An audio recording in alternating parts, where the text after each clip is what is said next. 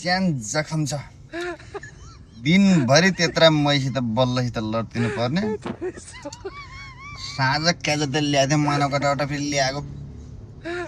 2टा jerkin थियो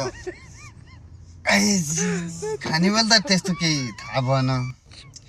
pass जल्याएर चक्क खाएर भए ल्याएको कुली बजारका साउजीले पास जल्याएर कता अहिले त अम्क्याउँछ हल्लिन्छ पुरै यस्तो कखार बा ल्याएको जन त्यो त बसिमे टाउको दुखाउने त बा खात मल हाल्यो के हाल्यो देखा चराउनु हुने आता खान्न हो भन्छु फेरि साँझ खाने बेला कलमलाई